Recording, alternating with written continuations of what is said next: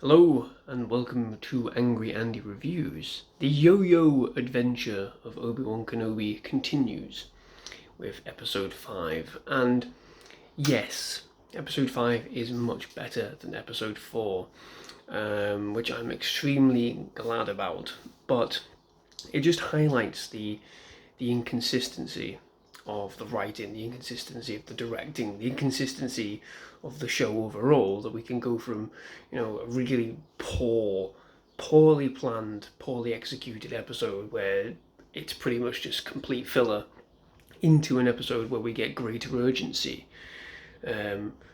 Finally, decent reveals, decent character interactions. We actually get some really good writing for Reva. How has it taken 5 bloody episodes for that to happen, for us to get to that point where we get a real sense of her nature? And yeah, I get it. What people can say, oh, does that mean you wanted it revealed immediately? Do you want everything revealed all the same time, all at once? No, what I want is to believe a character's motivations. Up until this point, I haven't believed anything that the character has wanted. I haven't believed anything the character has said. I haven't believed anything the character's done. And when she's chopping off people's hands and you don't believe her intentions, you don't believe the writing for her, that's an issue. And yeah, people are going to say, well, that's because she's faking being evil. Okay, fine. I don't believe that either. I believe that she is evil. She's corrupted by her rage, corrupted by her need for revenge. But we'll get into that. So, this episode, they're on Jabim. The Empire's coming. The tracker works. And Vader is in absolute full rage mode, as you would expect. He promotes Reva to the Grand Inquisitor because of her success in placing that tracker and it working.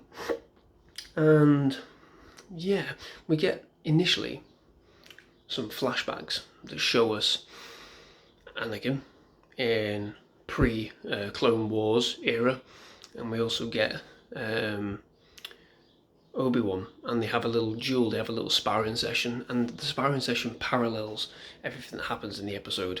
It parallels the sort of necessity for Vader to consistently just go for the attack, as opposed to really thinking and strategizing his approach, or even really contemplating alternate approaches and methods. It highlights a weakness within Vader, which allows Obi-Wan to sort of exploit as we go along in the episode. The episode itself is really fast-paced. We go from, pretty much nothing happening at the start. We go from, sort of like, oh, we need to get out of here, we need to move, we need to get Leia back home to Alderaan to complete and utter carnage. And the episode escalates. The Empire arrive. They're trapped, thanks to the robot Lola, which is utterly ridiculous. How nobody realises that Lola somehow now has a red light as opposed to a blue light is just fucking ridiculous. It's so on the nose, really. But that's what this series is about. There are multiple moments throughout this series where everything is just completely on the nose. Sometimes it works, sometimes it doesn't. Sometimes it's an extreme detriment to, what we're seeing, because it's just cartoony. It's cartoony. But yeah, the Empire come, led by Reva. Alright, okay. And once again, they're trying to storm the castle. It's a siege. But Obi-Wan is able to reason with her to a degree. Excuse me, I'm a bit this morning. He's able to reason with her to a degree, and he draws out everything that she has gone through, her reasons for being the way she is. But even though we learn the obvious, that she is indeed, spoilers, that she is indeed a former Padawan, we don't really get a full sort of sense of the reasons. Yes, she was there. Yes, she witnessed Anakin killing all of her friends, but she faked her own death in a way, so she says. But we don't get any idea of how she ended up becoming an Inquisitor. Now, from my understanding, Inquisitors were fallen Jedi. They were Padawans that were kidnapped or taken by the Empire, taken by Vader, as per Fallen Order, and they were tortured into becoming what they are. So how does Reva end up becoming an Inquisitor? We still have that loose end, we still have that sort of mystery there, which isn't an issue.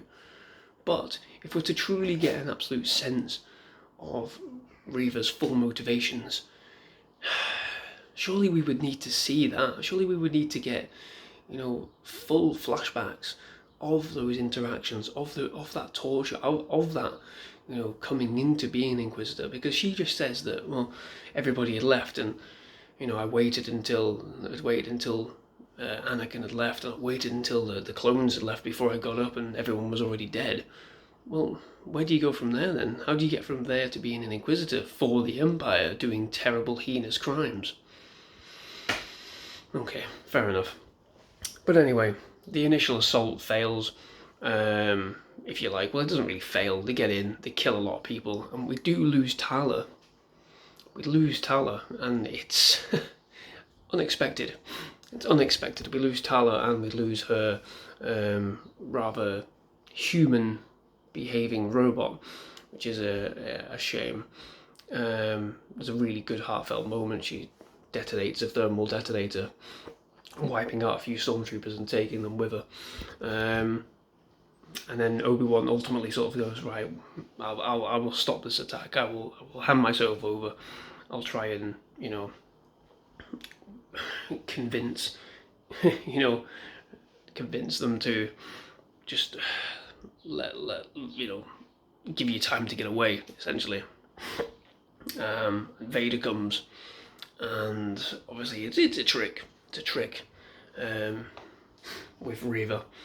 Vader storms right through, and it's great, just seeing him storm through. And we get a really, really video gamey moment, which we've seen in the video games. It's not just a video game moment, we've seen this moment in the games.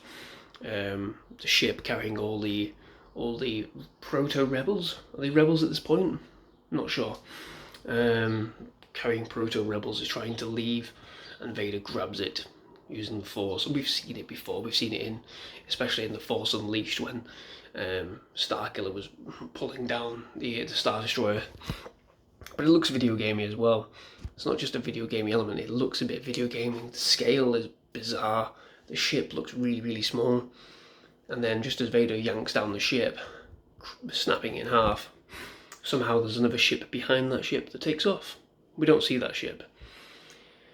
So there are inconsistencies in the shots and things like that, which, for me, they're all gripes. They're all gripes that sort of just weight the episode in a negative light. But at this point, Reva sneaks up behind Vader and attempts to stab him, or attempts to swing him, cut him in half, whatever. And that motherfucker, never underestimate Vader. He completely sees it coming, he stops her, and there's a swift sort of back and forth fencing, where Vader completely dodges all of her moves. And it reminds me of very much like a samurai sort of, a classic samurai film where the who's the protagonist here, where one of the characters completely dodges everything without actually doing anything really. He's batting away her lightsaber without using his own lightsaber, and it's a really interesting moment. This is Vader at his most powerful, and this is what we really should have been seeing more of this. We should have been seeing more of Vader in full sort of dark side mode, determined to hunt and kill Jedi, rather than this fucking, just meaningless back and forth with Reva. We really should have seen just hammering, home exactly what he wants to do, exactly what his purpose is. And eventually Reva's overcome, and Vader uses her own lightsabers against her, which is a brilliant moment. And she's stabbed.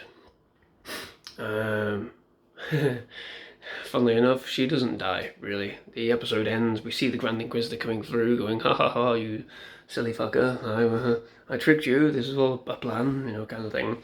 And Vader and the Grand Inquisitor fuck off.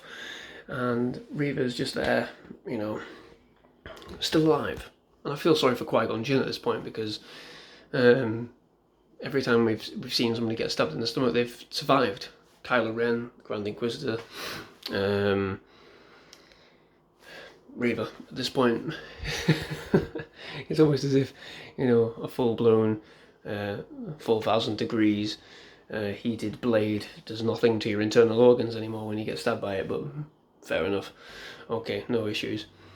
But they blast off away from the planet, these rebels, and I'm paraphrasing a lot of the episode here just to get through it. And Obi-Wan senses something. He knows the Empire are right on their tail, and we see Reva find his communicator on the floor that the clumsy comedy Kumail Nanjiani, who's basically a proto Jar Jar at this point, he's doing silly things and just getting in the way, really, offering very little to the series. We see his communicator, and Bail Organa has left a message saying something along the lines of Tatooine and the boy. So Reva, there's a sort of like a weird sort of moment where Reva's like, is she thinking, oh, this is my second chance to get back in the good books of Vader, or I'm going to get there before Vader gets there? What is her motivations? What is her plans? And that's where the episode ends. It's an okay episode. It's a much better, more concise, more pacey episode. We get decent action. The stormtroopers are fucking useless. I think they've become more of a meme than they used to be in the original trilogy at this point. There are many stormtroopers and many rebels, and you'd think they'd be able to hit more. Come on, Disney. You're showing the height of the Empire, and you're fucking around with the accuracy of stormtroopers, and trying to limit the amount of death and chaos you see on screen. This is the Purge era of Star Wars. You need to be showing the Empire at its worst to get context. But yeah, the action was good. Sort of dueling was good. It is a much better episode. It's much more pacier. It's much better written in terms of character motivations, especially Obi-Wan's character. I don't think there's been any issues with Obi-Wan's character in terms of writing, but there are still lingering issues, lingering threads in terms of where we're going to go, what's going to be left over in the series. There are a lot of potential hangovers in this series that may not get explored fully. But there you go. I think it's a much better episode, like I said, than episode 4. Does it leave me curious about the finale? Absolutely. Do I think everything's going to be answered? Absolutely not. Is it a major issue? No. You can have lingering threads left over. We don't need everything explaining. What we do need is decent character writing, and that's been my issue the entire time. I don't buy people when they say, oh, you didn't like that episode, you're a hater. No, I'm a connoisseur of good writing. I'm a connoisseur of good acting. I'm a connoisseur of good directing and good story. And to be fair, to be honest, from my perspective, we haven't had that consistently all the way through in the series. Here, we almost got it. Not perfect, but good to okay to good. So if I was to give this a rating, I'm not giving any of the episodes a rating so far, I would give it a solid 4 out of 5, I think. Just purely because of the much greater impetus within the episode. But there you go. This is a much slightly longer review than I anticipated doing, because I ended up going through the entire episode as well, and now my coffee's cold, so I'm going to leave. Okay, bye bye.